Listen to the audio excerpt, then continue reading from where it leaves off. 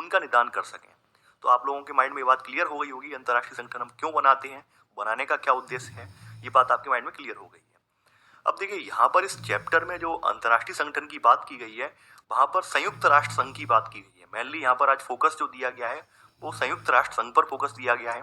यहाँ पर ये बताया गया है कि भाई इसकी भूमिका किस प्रकार की रही है, खास करके जब सोवियत संघ का जो यहाँ पर विघटन हो गया है तो उसके बाद इसके सामने कौन कौन सी चुनौतियां आई हैं और उन चुनौतियों से इसने कैसे यहाँ पर जो है कार्रवाई की है या उनसे उनका निपटान इसने कैसे किया है, तो वो सब बातें हम यहाँ पर देखेंगे। तो ये आप देख सकते हैं संयुक्त राष्ट्र संघ का लोगो है। यहाँ पर बीच में जो है आपको पूरा ग्लोब दिखाया गया है, इधर उधर जो है जैतून की पत्तियां दिखाई गई हैं, यानी ये जैतून की पत्तियां दिखाई गई हैं। तो जैतून की पत्तियां यहाँ पर विश्व शांति का संकेत करती हैं, यानी ये पत्तियां जो है वो विश्व शांति यानी ग्लोबल पीस का संकेत करती हैं। तो आपसे अगर कहीं पूछा जाए कि भाई किसका द्योतक है या किस बात को इंगित कर रही हैं पत्तियां, तो ये विश्व शांति को इंगित कर रही हैं। तो ये बात आप देखिए, ये मौखिक बातें हैं, ये बात आप जो है पढ़ लिया कीजिए ऐसे ही, लिखने की जरूरत नहीं है। तो यहाँ पर वही है कि हमें अंतर्राष्ट्रीय संगठन क्यों चाहिए। तो ये जो बात मैंने आपको स्टार्टिंग में बताई वही सब चीजें मैं आपको यहाँ पर फिर से रिपीट कर रहा हूँ। यहाँ पर आज जो प्रगतिशील दुनिया है, यानी लगातार आपकी दुनिया जो लगातार आगे बढ़ती जा रही है, तो ऐसे में हमें अपने साथ हमारे जो आसपास के पड़ोसी देश हैं उनके साथ मतभेद होते रहते हैं। ऑब्वियस सी बात है, मतभेद होते रहते हैं, संसाधनों को लेकर मतभेद होते हैं या फिर कोई और सामाजिक कारण होता है जिसकी वजह से मतभेद होते हैं। तो उन मतभेदों का निपटान करने का एक तो प्राचीन तरीका है। प्राचीन तरीका तो आपको पता ही होगा कि जब कोई मतभेद होता था तो युद्ध पे उतर आते थे, लेकिन वर्तमान समाज में युद्ध यहाँ पर सोल्यूशन नहीं है। यानी हम आगे बढ़ती हुई हमारी अर्थव्यवस्थाएं, आगे बढ़ते हुए देशों के लिए युद्ध कोई समाधान नहीं है। आज हमारे लिए क्या है, शांतिपूर्ण सह अस्तित्व वाला जो सिद्धांत है वही सबसे कारगर है। यकीन मानिए कोई अगर देश जो है युद्ध में अगर घिरा रहता है तो वो अपनी तरक्की भी बाधित कर लेता है। तो ऐसे में यहाँ पर हमारे लिए जो आज संगठन है, अंतर्राष्ट्रीय संगठन है, वो बहुत ज्यादा प्रासंगिक हो जाते हैं। यानी अब पहले वाला समय नहीं रहा। पहले प्राचीन समय में आपको पता होगा कि जरा सा झगड़ा होता था, जरा सी बात होती थी, युद्ध हो जाते थे, बड़े बड़े लाखों की संख्या में लोग मारे जाते थे। लेकिन अब ऐसा नहीं है। अब ऐसा नहीं है। ये नहीं है कि मैं ये बिल्कुल नहीं कह रहा हूं कि भाई आज की डेट में युद्ध नहीं होते, आज की डेट में संघर्ष नहीं होते, सब कुछ होते हैं। लेकिन जो आगे बढ़ती हुई डेवलप्ड कंट्री है वो कहीं ना कहीं युद्ध को त्याग रहे हैं, युद्ध की नीति को त्याग रहे हैं। अब वो लोग क्या है, वार्ता के जरिए, विचार विमर्श के जरिए कहीं ना कहीं रास्ता या विकल्प निकाल रहे हैं। तो यहाँ पर जो आज का आपका संगठन है संयुक्त राष्ट्र संघ, ये आज की दुनिया का सबसे महत्वपूर्ण संगठन माना जाता है और इसे अमूमन हम क्या कहते हैं, यूनाइटेड नेशंस के नाम से जानते होंगे। यानी कि आज हम इस संगठन को जो जानते हैं उसे यूएन के नाम से या यूनाइटेड नेशन के नाम से जानते हैं। आज की दुनिया में बहुत सारे लोगों का मानना ये है कि भाई यहाँ पर आज जो मानवता बची हुई है, मानवता, शांति और प्रगति, ये वास्तव में उसका प्रतीक है। यानी कि मानवता की आशा का प्रतीक इसे मानते हैं। इसके बारे में कुछ लोगों ने अपने विचार भी व्यक्त किए हैं। जैसे यहाँ पे डेग हैमरशोल्ड हैं, संयुक्त राष्ट्र संघ के दूसरे महासचिव हैं। इन्होंने लिखा है कि संयुक्त राष्ट्र संघ का गठन जो हुआ है वो मानवता को स्वर्ग पहुंचाने के लिए नहीं बल्कि उसे नरक से बचाने के लिए हुआ है। इनके अपने ऐसे विचार हैं। वहीं हमारे भारत के शशि थरूर जी के विचार ये हैं कि भाई यहाँ पर इन्होंने एक यहाँ पर लाइन लिखी है। लाइन का मतलब यहाँ पर मैं यहीं से स्टार्ट कर रहा हूँ बीच में से। देखिए इन्होंने नाम लिया है जो विंस्टन चर्चिल हैं, यानी कि जो ब्रिटेन के प्रधानमंत्री विंस्टन चर्चिल, उनका नाम लिया है। ये कहते थे कि हथियार लड़ाने से बढ़िया क्या है, जवान लड़ाई जाए। यानी इन्होंने, शशि थरूर जी ने इनकी जो कथन था, इनका कथन याद दिलाते हुए ये बात कही कि भाई आज की डेट में हथियार लड़ाने से बढ़िया क्या है, जवान लड़ाई जाए। यानी मुंह जवानी लड़ाई लड़ लो, वो ज्यादा बेटर है। मुंह जवानी में ये तो है किसी का मर्डर तो नहीं होगा, किसी के साथ जो है यहाँ पर कह सकते हैं कि यहाँ पे लाशें तो नहीं गिरेंगी। ये मुंह जवानी लड़ लो। और अगर हथियारों से लड़ाई होगी तो कहीं ना कहीं जंग होगी, एक बड़ा खामियाजा उठाना पड़ेगा। तो यहाँ पर ये शशि थरूर जी का ये कहना है कि यहाँ पर दुनिया के सारे देश इकट्ठे हों और कभी कभी अपनी बातों के लिए एक दूसरे का सर खाएं। सर खाने का मतलब क्या है, एक दूसरे पर तीखा टिप्पणी करें, अपनी बातें रखें। तो इस तरह का एक हमारे लिए संगठन, एक मंच है ये। तो इनकी ये बातें हैं, अपने अपने विचार सबने अपने अपने दिए हैं इसके लिए। तो यहाँ पर उन सबसे हमें ज्यादा लेना देना नहीं है। आगे बढ़ते हैं। अब आपने ये भी देखा होगा कि आज के बदलते परिवेश में आपके सामने यूएन भी है, यूनाइटेड नेशंस भी है, स्थापना की गई है। फिर भी हम ये देखते हैं कि अंतर्राष्ट्रीय स्तर पर अगर हम नजर उठा के देखें तो कहीं ना कहीं संघर्ष विराम, युद्ध विराम या फिर ये देखेंगे नरसंहार जैसी घटनाएं सामने आती हैं। तो ऐसे में सवाल ये उठ जाता है कि भाई जो अंतर्राष्ट्रीय संगठन है, यूनाइटेड नेशंस है, इसकी क्या प्रासंगिकता है। ये बात उठना लाजमी है। आप सभी के माइंड में ये बात आएगी और दुनिया के बहुत सारे देश भी इस बात को लेकर यूएन की आलोचना करते हैं कि भाई इतना भारी भरकम संगठन बना दिया है, दावे बड़े बड़े किए जाते हैं कि ये हम करेंगे वो करेंगे, लेकिन आज भी ये सब चीजें हो रही हैं। तो लेकिन एक चीज ये निकल के आती है, हो रही हैं इसका मतलब ये नहीं है कि यहाँ पर यूएन बिल्कुल फ्लॉप हो गया, नहीं। यहाँ पर ये बिल्कुल ये कहेंगे कि आज की डेट में जो चीजें हो रही हैं वो पहले की तुलना में बहुत कम है। कहने का मतलब समझ रहे हैं? जैसे पहले के समय में क्या था, कोई हमारा संगठन वगैरह कुछ हुआ नहीं करते थे, स्वतंत्र सब राजा अपने अपने जो अपने सोवरेन जो है अपने अपने गणराज्य हुआ करते थे, कोई कुछ भी जरा सा कुछ भी यहाँ पर विवाद बना लड़ने पे उतारू हो जाते थे। तो पहले कोई इतना बड़े संगठन नहीं हुआ करते थे, लेकिन अब आज के समय में प्रगतिशील समय में ऐसे संगठन जो है कहीं ना कहीं हर मर्ज की दबा तो नहीं है, हर मर्ज की दबा नहीं है, लेकिन फिर भी ये महत्वपूर्ण है। यानी फिर भी महत्वपूर्ण क्यों है? क्योंकि शांति वगैरह के मामलों में सोचने के लिए ये कहीं ना कहीं कारगर है। आगे बढ़ते हैं यहाँ पर। अब यहाँ पर वही सब चीजें लिखी हैं, ये जो मैंने आपको एक्सप्लेन कर चुका हूं, तो वही सब चीजें यहाँ पर बताई गई हैं। आगे बढ़ते हैं यहाँ पर। तो यहाँ पर हमने ये भी देखा कि भाई अंतर्राष्ट्रीय संगठन की जो स्थापना की गई है, यूएन जो बनाया गया है, इसका मतलब साफ साफ यही है कि विभेदों जो आपके विभेद हैं, जो भी डिस्प्यूट है, उनका समाधान युद्ध की जगह जवान से किया जाए, जवानी जंग लड़ी जाए। यानी हथियारों की जंग से बेटर क्या है? जवानी जंग लड़ी जाए। देखिए इस तरह के कथन वगैरह जो होते हैं ना, इन्हें आप नोट कर लिया कीजिए। मेरा मानना यहाँ पर भी इस तरह के बहुत चर्चित कथन वगैरह होते हैं, इन्हें नोट कर लिया कीजिए, क्योंकि अगर आप अपने क्वेश्चन जो आपका क्वेश्चन का आंसर लिख रहे हैं उसमें अगर ये सब कथन डाल देंगे, यकीन मानिए जो आंसर है एकदम प्रभावकारी, एक अलग ही छवि निकल कर आएगी आंसर की। तो आप ऐसे कथन वगैरह अपने कॉपी पर नोट डाउन कर लिया कीजिए कि भाई किसने कथन कहा था, कौन से नेता ने कहा था, तो वो आप अपने मर्जी से आप नोट डाउन कर लिया कीजिए। तो यहाँ पर बताया गया है कि भाई अंतर्राष्ट्रीय संगठन कोई शक्तिशाली राज्य नहीं होता है जिसकी अपनी सदस्यों पर धौंस चलती हो। ये बात आप स्पष्ट जान लीजिए कि अंतर्राष्ट्रीय संगठन होने का मतलब ये नहीं है कि भाई इसका अपना संविधान होगा, इसकी अपने सदस्यों पर धौंस चलती होगी। साफ साफ मतलब ये है, देखिए यहाँ पर साफ साफ मतलब ये निकल कर आता है कि आप इस संगठन से जुड़े हुए हैं, तो यहाँ पर जो भी संगठन के साझा उद्देश्य हैं उनका आपको पालन करना पड़ेगा, और पालन नहीं कर रहे हैं तो ये यहाँ पर बाध्यकारी भी नहीं है। कहने का मतलब समझ रहे हैं? यहाँ पर अंतर्राष्ट्रीय संगठन के पास ऐसा कोई कानून नहीं है, ऐसी कोई शक्ति नहीं है कि लोगों पर वो बाध्यकारी रूप से फोर्स करे कि नहीं आपको ये बात माननी ही पड़ेगी। तो ये बात यहाँ पर साफ साफ कही गई है। और ये जो बने हैं संगठन, तो बने ये तभी संगठन बन पाए हैं जब यहाँ पर जो है सभी में सहमति हो, नहीं सभी जो राज्य हैं, सभी जो राष्ट्र हैं वो आपस में सहमति दर्शाएं, तभी ऐसे संगठन जो है कारगर हो पाते हैं। तो यहाँ पर वही सब बातें आगे लिखी गई हैं।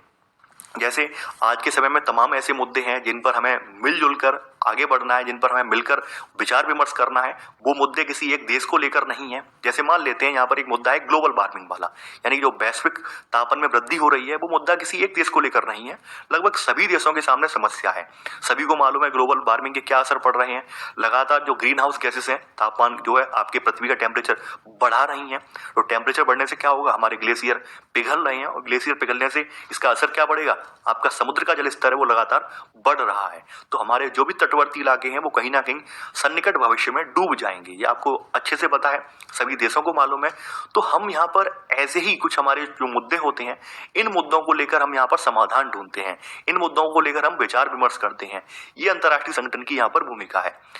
यहाँ पर अगली बात यहाँ पर ये बताई गई है कि यहाँ पर दुर्भाग्य से सहयोग की जरूरत को पहचानना और सचमुच में सहयोग करना दो अलग अलग बातें हैं। ये यहाँ पर एक चीज और निकल कर आती है कि ये भारी भरकम संगठन है। अब यहाँ पे सहयोग की जरूरत को पहचानना, यानी यहाँ पे आइडेंटिफाई करना कि भाई किस देश को यहाँ पे चाहिए सहयोग चाहिए, किस देश को यहाँ पर सहयोग करना चाहिए। ये यहाँ पर दो बातें हैं। कई बात क्या होता है कि भाई सहयोग की बात को लेकर यहाँ पर असहमति में बन जाती है, मनमुटाव बन जाते हैं। यानी कोई देश कहता है नहीं हम इसमें जो है हाथ नहीं बटाएंगे, कोई देश कहता है नहीं हम यहाँ पर आगे क्यों आए। यानी अक्सर बनता है, खास करके जब पर्यावरण के मुद्दे होते हैं। तो आपने देखा होगा कार्बन फुटप्रिंट वगैरह घटाने के लिए अमेरिका के एक बार डोनाल्ड ट्रंप जो थे सभा से बाहर निकल आए थे नाराज होकर। तो ऐसी तमाम बार स्थितियां बनती हैं जहां पर क्या होता है कि सहमति नहीं बन पाती है। यानी कि तमाम बार यही निकल के आता है कि भाई जो सहयोग में लागत जो आएगी उसका भार कौन उठाएगा, कितना उठाएगा, और जो भार हमने उठाया है वो उसका लाभ फिर क्या मिलेगा, क्या न्यायोचित ढंग से लाभ मिल पाएगा हमें। तो यहाँ पर वही सब बातें हैं, कोई मुकरे नहीं और आपसी समझौते के बाद जो बातें तय हुई हैं उन पर अमल करे। यानी कि मुकरने का मतलब क्या है कि यानी मान लीजिए हमने यहाँ पर कोई प्रस्ताव पारित कर लिया, मान लीजिए पर्यावरण से रिलेटेड प्रस्ताव पारित कर लिया।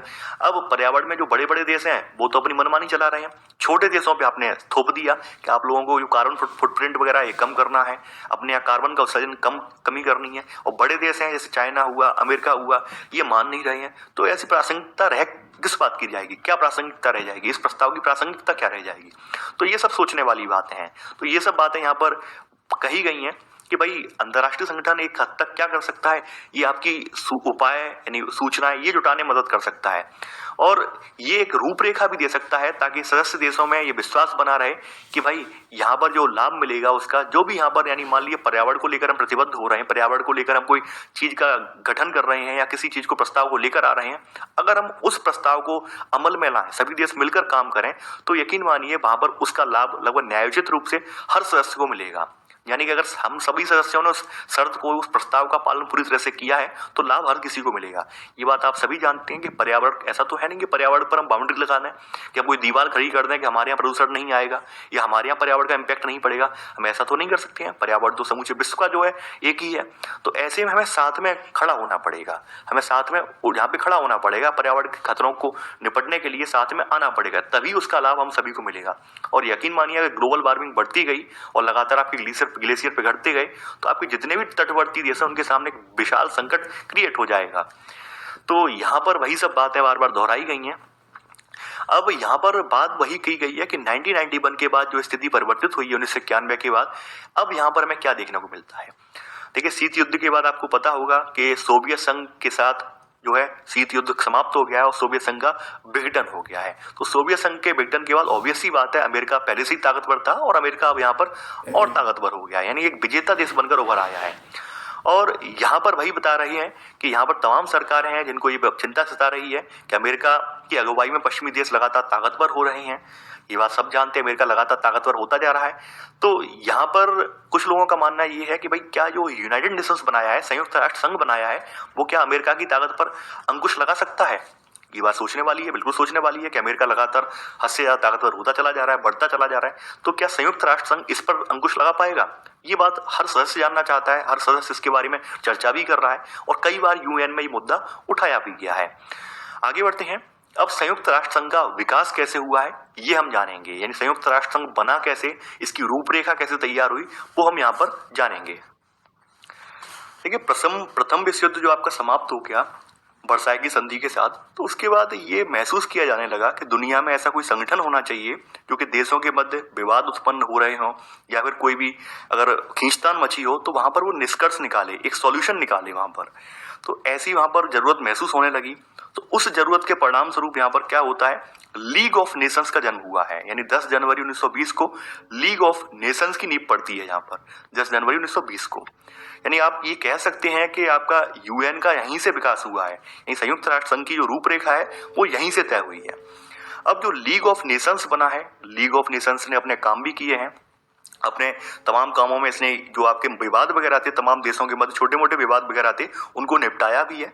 हालांकि ये जो है दूसरा विश्व युद्ध टालने में नाकाम रह पाया है, यानी कि यहाँ पर तमाम जो विवाद वगैरह से निपटाने के बावजूद ये दूसरा विश्व युद्ध नहीं टाल पाया। तो इस वजह से इसकी बहुत तगड़ी आलोचना वगैरह हुई है। इस तमाम लोगों ने इस पर प्रश्न चिन्ह उठाए हैं कि भाई लीग ऑफ नेशंस बनाने का क्या औचित्य रह गया, या दूसरा विश्व युद्ध जो है, महातबाही वाला विश्व युद्ध जो है, ये रोक नहीं पाया। क्या आपने भी देखा।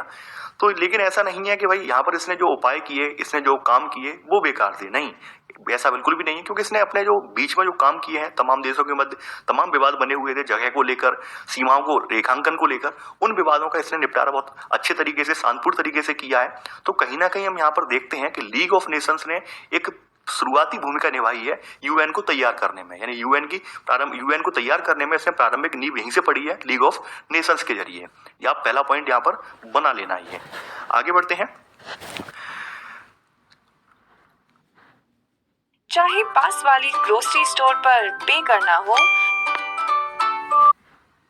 देखिए यहाँ पर संयुक्त राष्ट्र संघ की संरचना बताई गई है और संरचना वाला जो डायग्राम है यहाँ पर, तो ये डायग्राम से यहाँ पर दर्शाने की कोशिश की गई है कि कितने कितने यहाँ पर लोग हैं।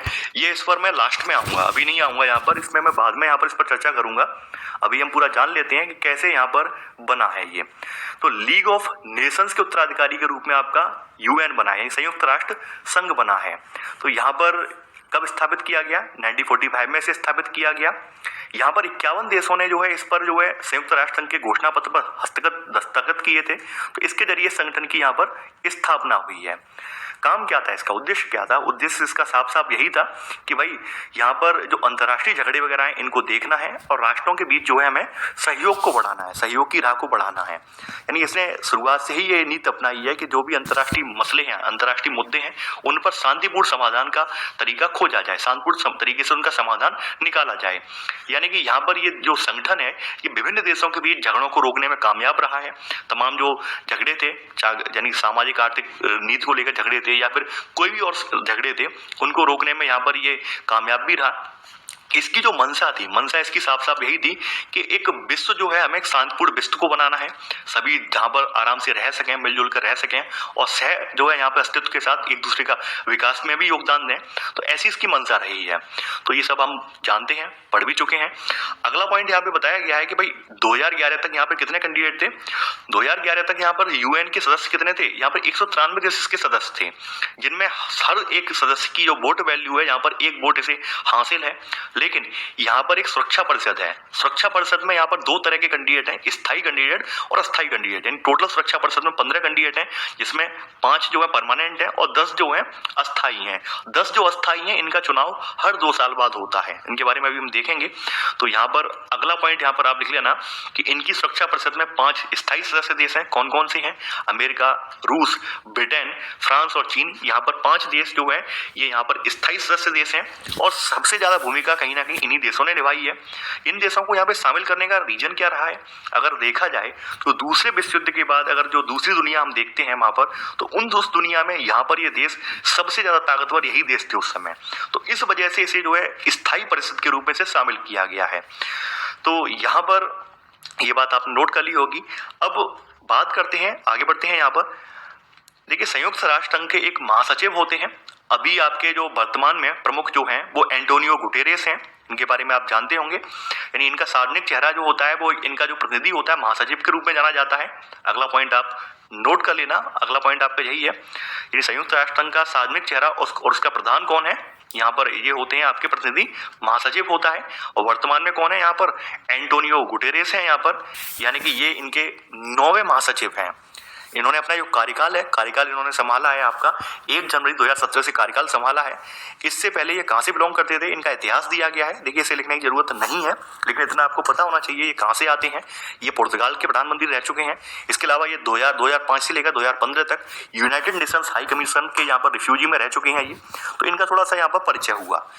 आगे बढ़ते हैं। यहाँ पर देखिए, संयुक्त राष्ट्र संघ जो है ये इसकी तमाम संस्थाएं हैं, इसकी तमाम शाखाएं हैं, इसकी तमाम एजेंसियां हैं जो लगातार तमाम मुद्दों को लेकर यहाँ पे कार्यरत हैं। जैसे यहाँ पे कुछ सामाजिक और आर्थिक मुद्दों से निपटने के लिए आपका WHO जो आपका वर्ल्ड हेल्थ ऑर्गेनाइजेशन है, UNDP है, यूनाइटेड नेशन डेवलपमेंट प्रोग्राम है आपका, UNHRC है, ह्यूमन राइट्स कमीशन है, यहाँ पर हाई कमीशन फॉर रिफ्यूजी है, यानी जो शरणार्थी वगैरह उनके लिए बनाया गया है। तो ऐसे करके यहाँ पर आप देखें UNHCR, यूनिसेफ, यूनेस्को, ये सभी इसकी ही शाखाएं हैं। यानी ये सब आप ये कह सकते हैं किसके अधीन काम करते हैं? संयुक्त राष्ट्र संघ के अधीन ये काम करते हैं।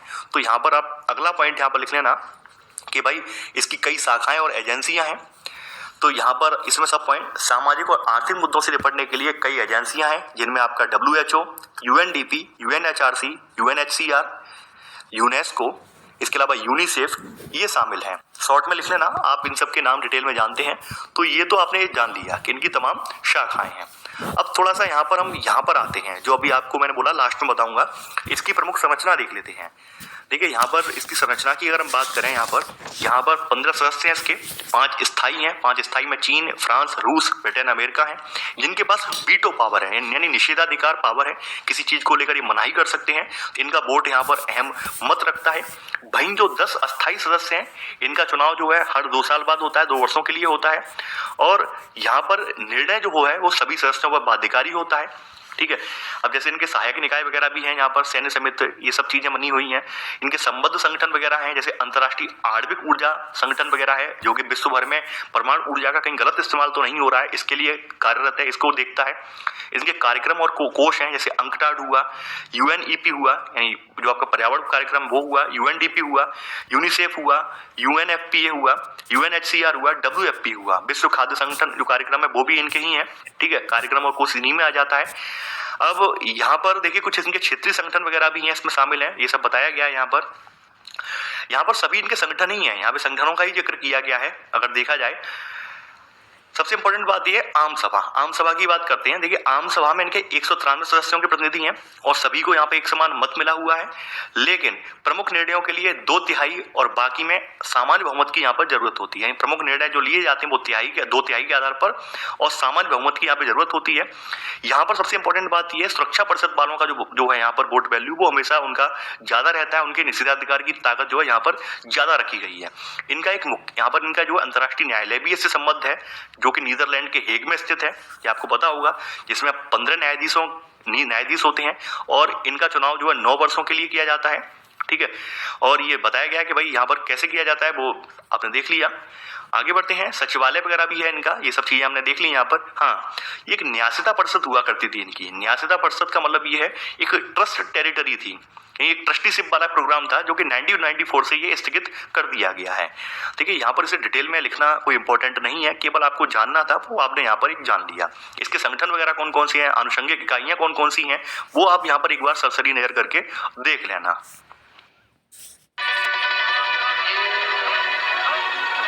तो ये तो हो गई आपकी किसकी, संयुक्त राष्ट्र संघ की शाखाओं की बात हो गई, यहाँ पर कैसे कार्य कर रहा है वो भी आपने देख लिया। अब यहाँ पर अगली जो हेडिंग बताई गई है कि शीत युद्ध के बाद संयुक्त राष्ट्र संघ में सुधार कैसे आया है। ऑब्वियस सी बात है, लगातार कोई संगठन जब बना हो तब उसके कुछ अलग उद्देश्य होते हैं और कुछ सालों बाद लगातार बदलते हुए परिवेश में उद्देश्य, हमारा समाज लगातार बदलता है, तो ऐसे में उद्देश्य परिवर्तित होना एक आम बात है। तो ऐसे में सुधार की बात भी यहाँ पर निकल कर आती है। यानी सुधार की बात, यानी मान लीजिए कोई चीज हमने 1945 में बनाई, 1945 में उस समय आप देख सकते हैं इंटरनेट की क्रांति वगैरह नहीं हुआ करती थी, तो उस समय इंटरनेट वगैरह का जिक्र करना मुश्किल था। तो हम बाद में आके आप देखेंगे आज के समय में इंटरनेट क्रांति हुई है, तो इंटरनेट क्रांति जब हुई है तो अभी वर्तमान कानूनों में भी फेरबदल किया गया है, ये बात आप देख सकते हैं। तो यहाँ पर वही सब चीजें हैं, यानी जब ये संगठन बना था तब बहुत सारे ऐसे मुद्दे थे जो कि यहाँ पर प्रभाव में नहीं थे, लेकिन हाल के सालों में आते आते वो यहाँ पर वो मुद्दे उभर कर आए हैं। तो यहाँ पर कहीं ना कहीं इस संस्था में जो है सुधार के लिए आवाजें उठने लगी हैं कि भाई यहाँ पर भी सुधार होना चाहिए। यहाँ पर अगर हम देखें तो संयुक्त राष्ट्र संघ के सामने यहाँ पर 2 तरह के बुनियादी सुधारों का यहाँ पर मामला आता है। कौन कौन से बुनियादी सुधार हैं? पहला यहाँ पे बुनियादी सुधारों का यहाँ पे मामला जो आता है कि भाई यहाँ पर बनावट और इसकी प्रक्रियाओं में सुधार होना चाहिए।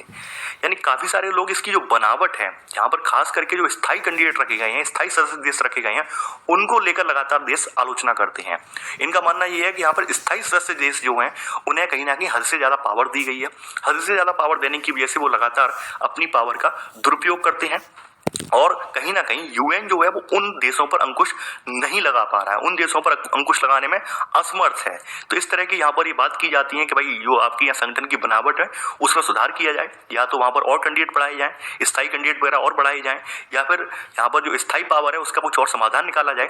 दूसरी बात यहाँ पर ये बताई गई है, दूसरा दिक्कत क्या है यहाँ पर, दूसरी दिक्कत ये निकल कर आ रही है कि इस संगठन के न्यायाधिकार में आने वाले मुद्दों की समीक्षा की जाए कि भाई कौन कौन से मुद्दे जो हैं इनके न्यायाधिकार में आ रहे हैं। काफी बार हमने ये देखा है कि अमेरिका की किसी देश से प्रतिद्वंदता होती है तो अमेरिका इनके अपना दबाव बनाकर इनसे वो कोई ना कोई कानून पारित करवा ले जाता है, कोई ना कोई प्रस्ताव पारित करवा ले जाता है और ऐसे करके हमला बोल देता है।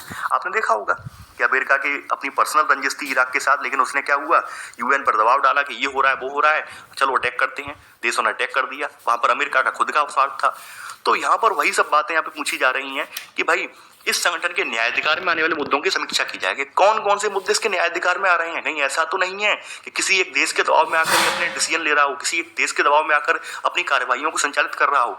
होता ही यही है, तमाम बार इसे जो है अमेरिका के आगे दबना पड़ता है, अमेरिका के आगे झुकना पड़ता है। वो भी हम देखेंगे क्यों दबना पड़ता है, क्यों झुकना पड़ता है। तो यहाँ पर यही सब चीजें ये देश कह रहे हैं कि देशों के बीच में सहमति इस बात पर नहीं है।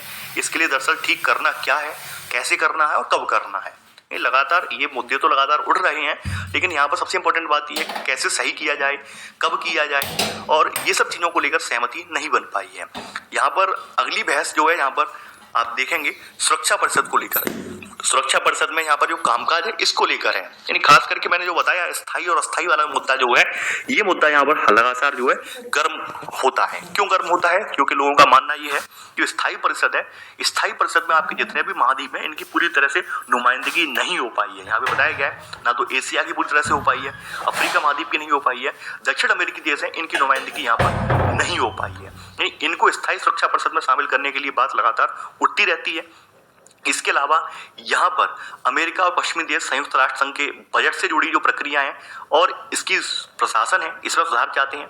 इसमें सुधार क्यों चाहते हैं? क्योंकि यहाँ पर अमेरिका जो है इसके बजट का बहुत ज्यादा भाग वहन करता है, तो उसका मानना ये है कि भाई जो बजट वगैरह है, बजट वगैरह की प्रक्रिया में भी सुधार होना चाहिए। यानी जो देश शामिल हो रहे हैं या फिर जो देश यहाँ पर स्थायी सुरक्षा परिषद या अस्थायी में शामिल होना चाह रहे हैं, कुछ उन पर वित्तीय भार उन पर भी डाला जाए, इस तरह की बातें अमेरिका भी करता है।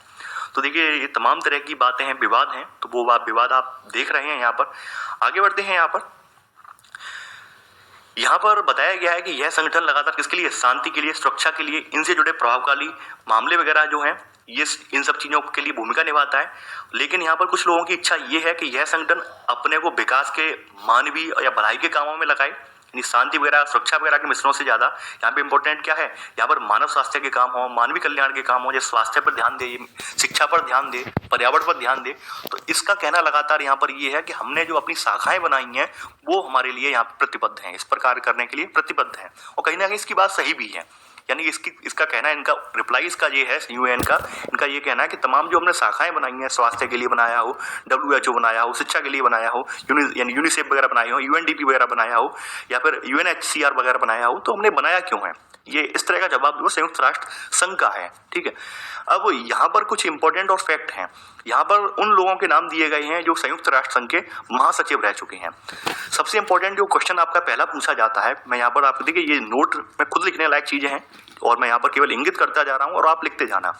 यहाँ पर जो ट्राइब ली हैं ये यहाँ पर ये नॉर्वे से थे और ये यहाँ पर संयुक्त राष्ट्र संघ के पहले महासचिव बने थे। ये अक्सर पूछा जाता है कि संयुक्त राष्ट्र महासंघ के जो है, UN के जो है पहले महासचिव कौन थे? ये ट्राइब ली थे। ठीक है, इसके अलावा यहाँ पर दूसरा क्वेश्चन यहाँ पर ये पूछा जाता है कि भाई यहाँ पर जो संयुक्त राष्ट्र संघ के जो महासचिव रह चुके हैं उनमें से कितने लोगों को नोबेल शांति पुरस्कार मिल चुका है? यहाँ पर नोबेल शांति पुरस्कार केवल 2 लोगों को मिला है। पहले तो जीवित रहते हुए यहाँ पर मिला है, कोफी अन्नान को मिला है, 2001 में मिला है, और इससे पहले मरणोपरांत यहाँ पर एक व्यक्ति और हैं जिनका नाम आप देख सकते हैं, डैग हैमरशोल्ड, जो स्वीडन के हैं, तो इन्हें मिला है। ठीक है, यानी इन्हें मरणोपरांत मिला है, ये आप यहाँ पर नोट कर लेना। यानी यहाँ पर 2 लोगों को जो है नोबेल शांति पुरस्कार यहाँ पर मिल चुका है। एक को कोफी अन्नान को जीवित रहते हुए मिला है और दूसरे व्यक्ति को यहाँ पर मरणोपरांत मिला है। यानी अगर आपसे पूछा जाए कि संयुक्त राष्ट्र महासंघ के 9 महासचिवों में कितने महासचिवों को जो है नोबेल शांति पुरस्कार से सम्मानित किया गया है, तो 2 को किया गया है। ठीक है, तो ये कुछ चुनिंदा प्रश्न हैं जो लगातार घुमा फिरा के पूछ लिए जाते हैं। वैसे तो बहुत सारी बातें आप देख सकते हैं कि आप करंट अफेयर्स वगैरह में कवर कर लेते हैं, लेकिन फिर भी ये बातें जो आ जाती हैं इन पर आप अपनी नजर डाल लिया कीजिए। आगे बढ़ते हैं। यहाँ पर अब यहाँ पर कुछ चीजें और बताई गई हैं कि किस तरह से इसने भूमिका निभाई है, किस तरह से ये आगे बढ़ रहा है, कौन कौन से मुद्दे हैं जिनको लेकर ये कार्यरत है, ये सब चीजें बताई गई हैं। तो ये बात आप सभी को पता है कि इसकी स्थापना जो है 1945 में दूसरे विश्व युद्ध के बाद इसकी स्थापना की गई है और इसकी गठन के बाद यहाँ पर देखने को मिलेगा हमें कुछ यहाँ पे बदलाव भी देखने को मिले हैं। यहाँ पर कुछ वास्तविकताएं भी वगैरह में देखने को मिलती हैं, जैसे 1991 से यहाँ पे कुछ बदलाव कौन कौन से आए हैं। एक तो सोवियत संघ बिखर गया है और सोवियत संघ बिखरने के साथ साथ अमेरिका जहाँ पर और ज्यादा हावी हो गया है, यानी सोवियत संघ का उत्तराधिकारी जो है यहाँ पर रूस के रूप में और अमेरिका के रूप में जो पहले प्रतिद्वंदता चली आ रही थी वो प्रतिद्वंदता अब नहीं है। अब दोनों देश कहीं ना कहीं सहयोगात्मक हो गए हैं।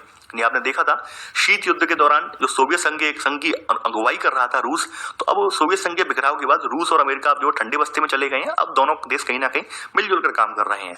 ऐसे में यहाँ पर कुछ आपके एशियाई देश हैं, जैसे चाइना है, चाइना तेजी से आगे बढ़ रहा है, भारत भी तेजी से आगे बढ़ रहा है। एशिया की जो अर्थव्यवस्था है, किसी टाइम पे एशिया की अर्थव्यवस्था बहुत पिछड़ी हुई थी, आज आप देखेंगे लगातार चाहे आपके दक्षिण पूर्वी जो आपके देश हैं वो भी लगातार तरक्की कर रहे हैं, आसियान कंट्री भी लगातार तरक्की कर रहे हैं, दक्षिण देश भी लगातार तरक्की कर रहे हैं। तो कहीं ना कहीं एशिया में भी डेवलपमेंट हो रहा है।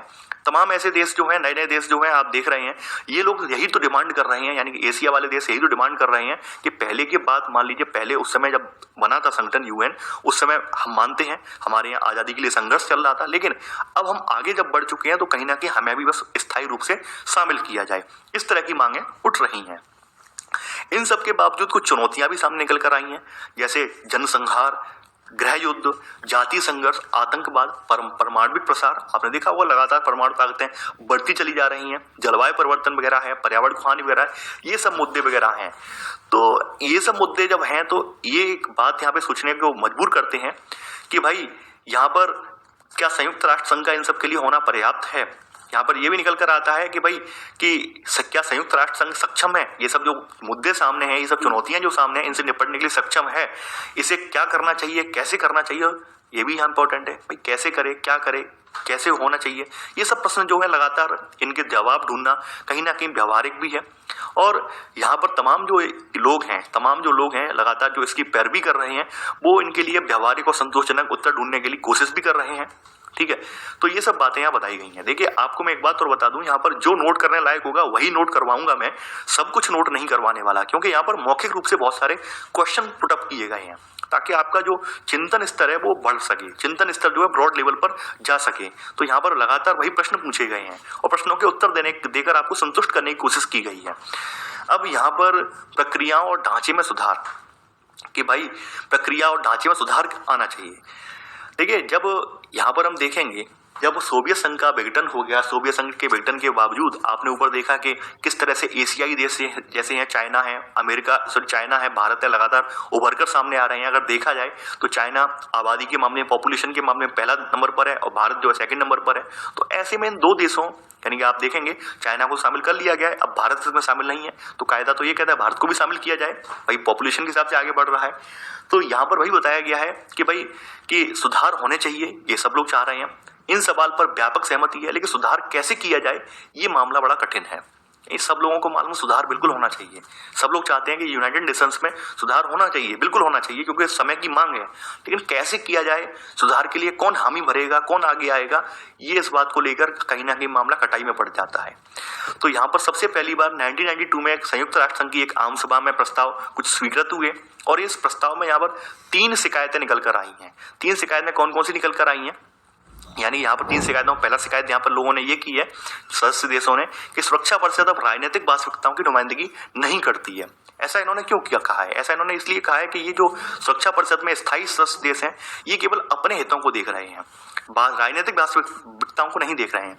इसके अलावा यहाँ पर कहीं ना कहीं दूसरा यहाँ पर आरोप ये लगा है कि इनके जो फैसले हैं वो पश्चिमी मूल्यों और हितों की छाप होती है। यहाँ पर क्यों? क्योंकि यहाँ पे पश्चिमी देशों का दबदबा है, पश्चिमी यहाँ पर देशों का दबदबा होने की वजह से यहाँ पर ये हमेशा इस पर आरोप ये लगता है कि जो भी इसके फैसले होते हैं कहीं ना कहीं ऐसे फैसले लिए जाते हैं जो कि इन विकसित देशों को हानि ना पहुंचाएं, इन विकसित देशों को लाभ पहुंचाएं। ठीक है, और सबसे इंपॉर्टेंट बात यहाँ उठाई जाती है कि भाई यहाँ पे प्रतिनिधित्व बराबर का नहीं है। आप अगर इसका प्रतिनिधित्व उठाकर देखेंगे तो बराबर का तो बिल्कुल नहीं है। खास करके आप देखें दक्षिण अमेरिकी देश इसमें नुमाइंदगी नहीं कर रहे हैं, आपके अफ्रीका कॉन्टिनेंट वाले देश इसमें नुमाइंदगी इतनी ज्यादा नहीं कर रहे हैं। तो कहीं ना कहीं यहाँ पर आप देखेंगे तो ये सब चीजें यहाँ पर ये सवाल उठाए गए हैं। इन सबको लेकर यहाँ पर जो कोफी अन्नान जी हैं, कोफी अन्नान जो महासचिव रह चुके हैं इसके, तो उन्होंने 1997 में यहाँ पर इन्होंने जांच कार्रवाई की बात की है, जांच कार्रवाई स्टार्ट की है और सुधार के लिए इन्होंने जो है तमाम तरह की योजनाएं बनाई हैं कि सुधार कैसे किया जाए। तो ऐसे करके इन्होंने कुछ मानदंड तैयार करवाए हैं जिनके जरिए कोई व्यक्ति यहाँ पर जो है संयुक्त राष्ट्र संघ का सदस्य बन सकता है, सदस्य बनने की अर्हता रखता है। ठीक है, यानी कि सदस्य बनने की जो एलिजिबिलिटी है क्या होगी, इस तरह की बातें यहाँ निकल कर आई हैं, स्पष्ट निकल कर आई हैं। लेकिन फिर भी आप देखेंगे कि देशों को शामिल नहीं किया गया है। जैसे कोफी अन्नान ने ये करवाया है, तो करवाने के बाद यहाँ देखेंगे यहाँ इन्होंने निकल के आई हैं सुरक्षा परिषद की स्थायी और अस्थायी सदस्यता के लिए मानदंड कुछ सुझाए गए हैं।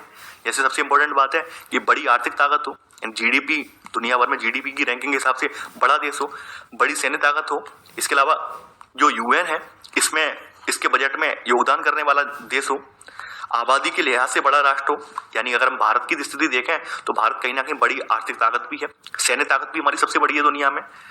इसके अलावा हम यहाँ पर आबादी के लिहाज से सेकंड स्थान रखते हैं। हमारे यहाँ लोकतंत्र भी पूरी तरह से कायम है, ये बात आप सभी को पता है। भारत का लोकतंत्र दुनिया का सबसे बड़ा लोकतंत्र है यानी अगर आप पूरे देश के लोग, पूरी दुनिया के लोकतंत्रों को उठा के देख लें तो भारत ही एक ऐसा एक आपको देश मिलेगा जहां पर बहुत ही ज्यादा लोकतंत्र है, यानी बहुत अच्छा खासा लोकतंत्र है और बहुत बड़े पैमाने पर लोकतंत्र है, ये आपको देखने को मिल जाएगा, जबकि अन्य देशों में ऐसा नहीं है। तो आप देख सकते हैं, तो ये सब चीजें यहाँ पर सुझाई गई हैं।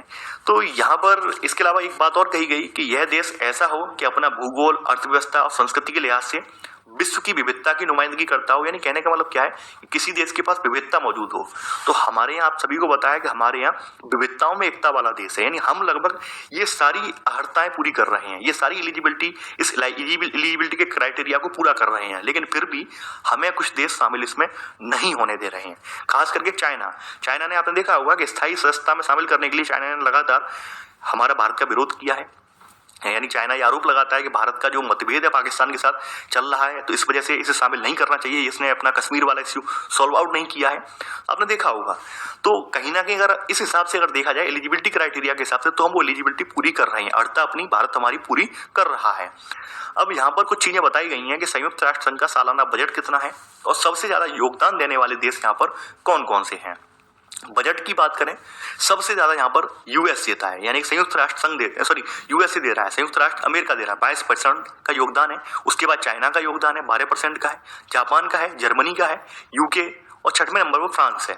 तो देखिए आप यहाँ पर ये क्रम 5 तक का लिख लेना केवल, ये कौन कौन से देश यहाँ पर सबसे ज्यादा योगदान दे रहे हैं। तो यहाँ पर यूएसए है, उसके बाद चाइना है। अगर रूस की बात करें तो रूस जो है 10वें नंबर पर आता है, और वहीं भारत की बात करें तो भारत आपका 21वें पायदान पर है।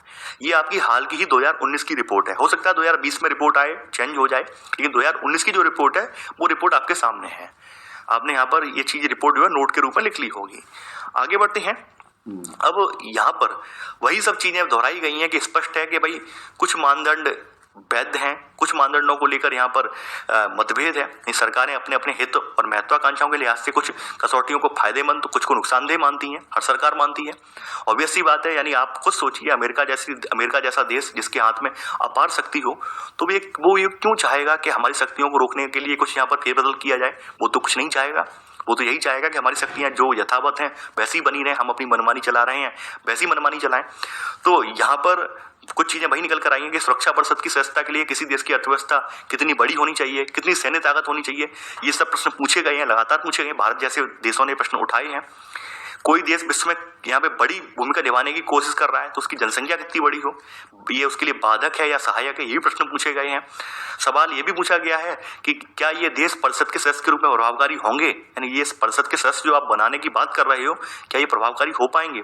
तो तमाम तरह के सवालों पर यहाँ पे चर्चा हुई है, तमाम तरह के सवाल यहाँ पर उठकर सामने आए हैं।